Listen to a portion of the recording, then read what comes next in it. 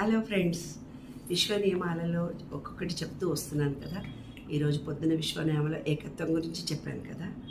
అంటే ఏంటిది? ఈ విశ్వం, మన శరీరంలో పంచభూతాలు ఉన్నాయి, ఈ విశ్వంలో కూడా పంచభూతాలు ఉన్నాయి. ఆ పంచభూతాల కలిగికే ఏకత్వం జరుగుతుంది.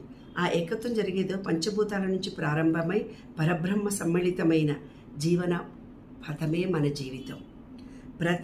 ప్రతి నియమం మన లోపలే నాటుకొని విశ్వశక్తిని ప్రదర్శించే ప్రక్రియ. ప్రతి నియమము మనలోనే నాటుకొని విశ్వశక్తిని ప్రదర్శించే ఒక ప్రక్రియ నాన్న.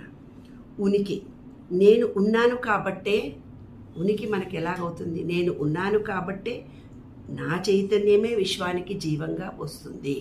నేను ఉన్నాను కాబట్టే ఈ విశ్వానికి చైతన్యం జీవమవుతుంది. నా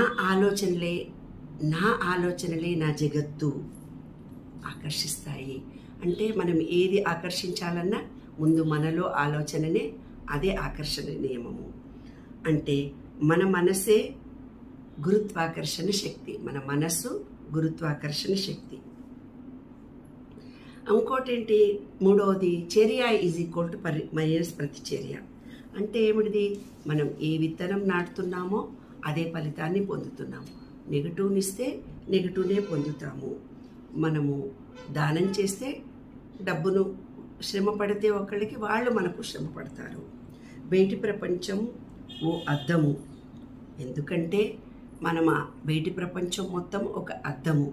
నీవెలా చూస్తావో అలాగే కనిపిస్తుంది.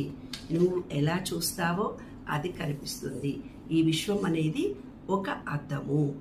ఐదవది సంకల్పించు, విశ్వం మీకు అందుతుంది.